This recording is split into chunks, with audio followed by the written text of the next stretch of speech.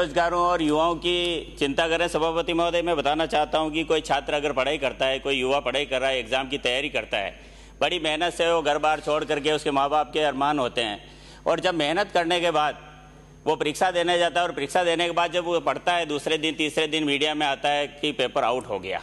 और paper leak प्रकरण, ये पेपर लीक सरकार इसीलिए आपको लोगों को विपक्ष में बिठाया कि आपने रोज रोज पेपर लीक करा करके, बार बार जब आपकी सरकार थी तो एक चीज़ पढ़ने में आती थी कि आज यह पेपर लीक हो गया, वहाँ पेपर लीक हो गया, या बजरी की कोई बात या अवैध खनन की बात। एक सदस्य जो कोटा के अभी तो विधायक नहीं बन पाए वो, लेकिन अवैध खनन को लेकर के आपकी सरकार को ही कोसते रहे। मुख्यमंत्री जी को पता नहीं कितनी चिट्ठियाँ लिखी लेकिन कुछ नहीं कर पाए। फिर नाथी का भाड़ा रोज छपता अखबार में, आपके एक परिवार के कितने अधिकारी बन गए, क्या बन गए, और आप अब घड़ियाली आंसू बहा रहे हो कि युवाओं के बेरोजगारों के लिए क्या नहीं किया।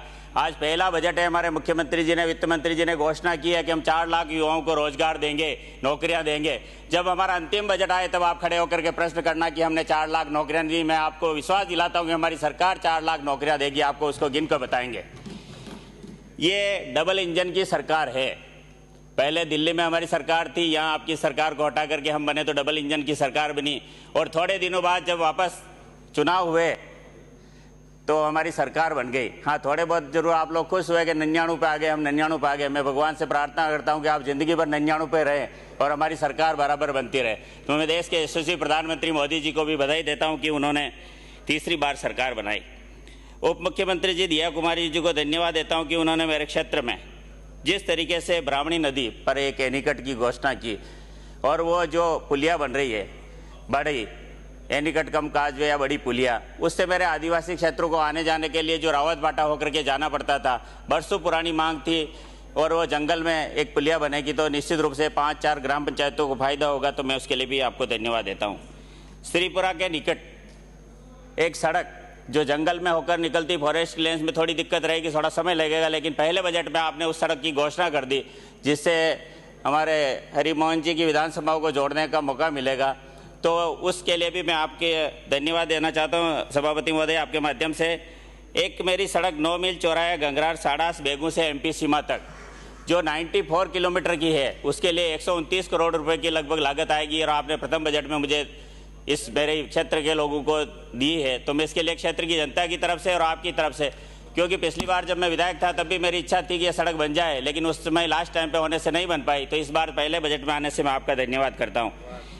अभी बिजली के लिए सब लोग कह रहे हैं कि बिजली ये आपकी देन है, और आप लोगों ने जो घाटे घाटे की बात कर रहे हो ना, इतना गड़बड़ कर दिया।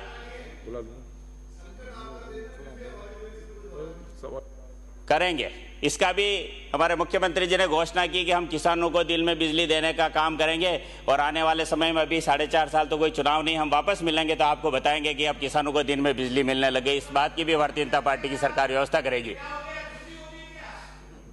अभी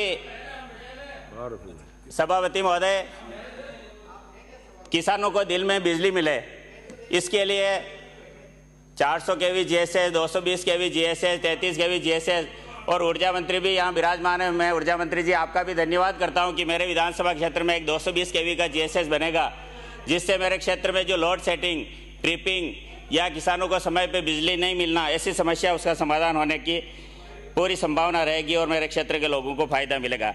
आपने बस्सी जो दूरस्थ क्षेत्र है भैंसरोडगढ़ में, वहाँ पर 33 kV का सभापति महोदय पता करा कि पूरी ट्रेजरी बेंच खाली है, पूरे ये प्रतिपक्ष की पूरी बेंच खाली है। क्या कोई विशेष घटना दुर्घटना तो नहीं हुई? जोगराम जी, कोई घटना दुर्घटना हो गई तो पता लग जाए। पारिक साहब तो आराम से नींद ले रहे हैं। रफीक भाई प्रतिपक्ष कार्यवाहक नेता उसकी भूमिका अदा कर रहे हैं, तो देखें आपके सदस्यों को बुलाएं। जोगराम जी बिराजे।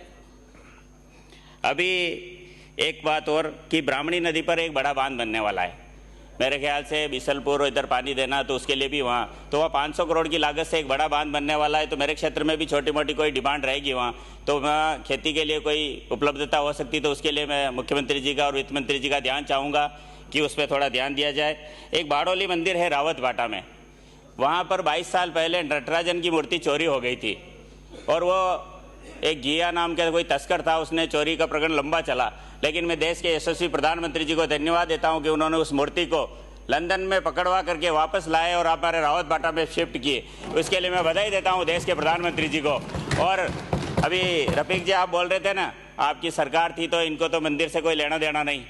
अगर ये सरकार चाहती तो 2 साल उस मूर्ति इंतजार कर रही कि उसके लिए छाया हो, लेकिन मैं आपको भरोसा दिलाता हूं कि मुझे क्षेत्र की जनता ने विधायक बनाया और ये डबल इंजन की सरकार नटराजन की मूर्ति के लिए वहाँ छाया की व्यवस्था भी करेगी और रावतपाड़ा का जो बाडोली का मंदिर है वो ऐतिहासिक बनेगा।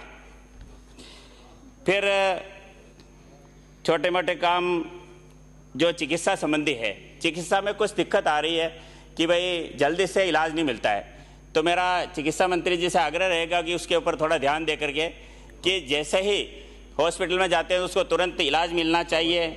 अंत में ये जो पेपर लीक सरकार पुरानी हमारी पर्ची सरकार की बात करती है कि हमारी सरकार पर्ची की सरकार है, मैं इनको याद दिलाना चाहता हूं कि देश के पहले प्रधानमंत्री का चुनाव कांग्रेस पार्टी के नेताओं ने एक पर्ची पर किया, आपको बोलना नहीं चाहिए। तो केवल हल्ला गुल्ला मचाना, केवल ये बातें करना, इससे काम नहीं चलता है, काम होना चाहिए। और मैं भजन लाल जी को धन्यवाद देता हूं कि हजारों युवाओं का जो भविष्य अंधकार में जा रहा था, पेपर लीक के सारे प्रकरण खुलवा के एसओजी से जांच करा के बड़े बड़े लोगों को अंदर डाला है। और अभी कुछ माफिया तो ये कह रहे कि हम सरेंडर करना चाहते हैं, लेकिन सरकार ने कहा आपको सरेंडर करने की जरूरत नहीं है, हम आपको पकड़ करके जेल में डालने का काम करेंगे। तो मैं सरकार को धन्यवाद देता हूं। भारत माता की जय। श्री कानून के तहत वो इजाजत मांगने की बात कर रहे हैं, लेकिन ये भी उन्हें मालूम है कि वो किस तरह